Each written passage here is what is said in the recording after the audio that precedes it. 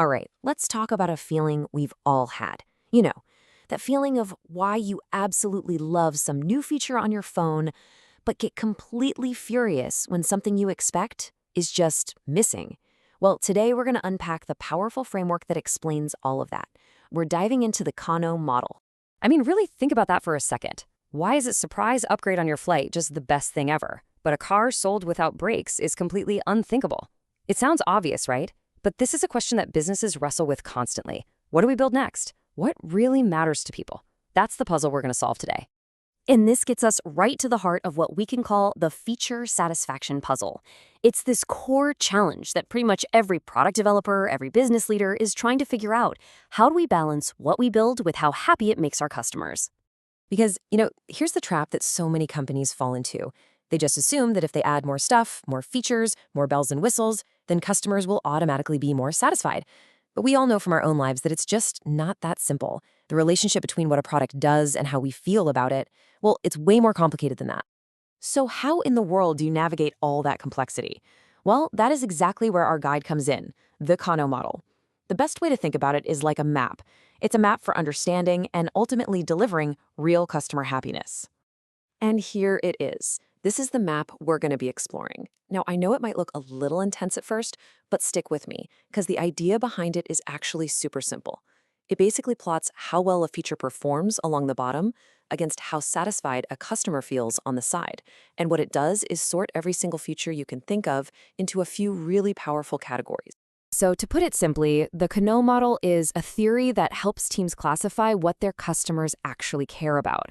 The whole goal is to figure out which features to prioritize so you can become a leader in your market.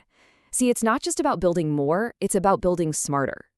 So let's start at the very bottom with the absolute foundation, the concrete slab on which every great product or service is built. These are what we call the must-be features. Take a look at the shape of this dark green curve here. See how it just flatlines the top? That means if you do these things perfectly, you get 0 extra credit, no one's going to thank you. But look at how steeply it drops. If you fail to deliver on these, customer satisfaction absolutely plummets.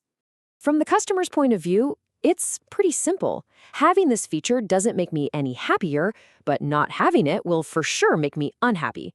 The bottom line is, these are totally non-negotiable. Think about it like having clean sheets in a hotel room. You don't book a room because it promises clean sheets. You just expect them to be there. You don't even think about it. But if you show up and they're dirty, oh, you're angry. You're leaving a 1-star review and you are never coming back. That's a must-be.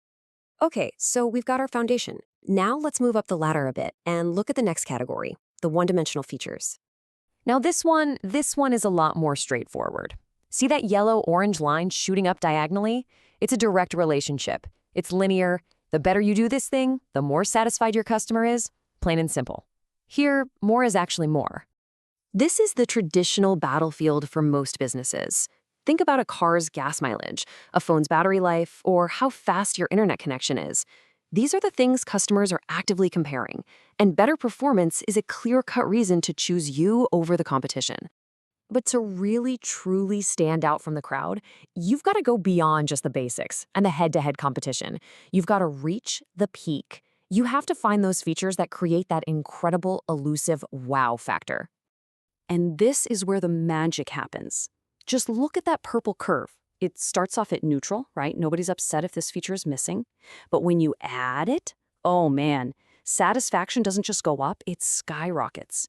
You get this huge, disproportionate return on customer happiness. This quote just nails the feeling perfectly, doesn't it? Didn't know I wanted it, but I like it. It's that moment of pure, unexpected joy. It's that feature you never even thought to ask for, but now you can't imagine living without it.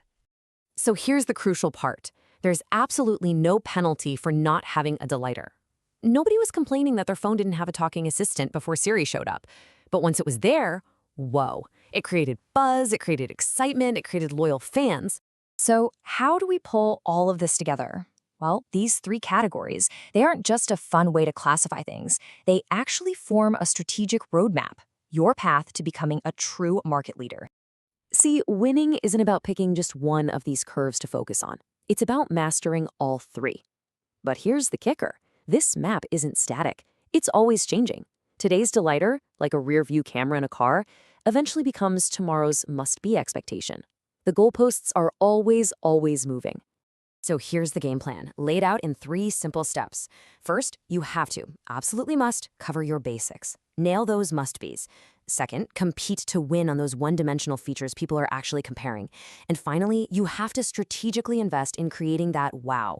Just always remember, the wow you create today might just be the basic you have to cover tomorrow. So I'll leave you with this question to chew on. Whether it's for your business, your side project, or whatever you're working on, what is that one unexpected thing you could do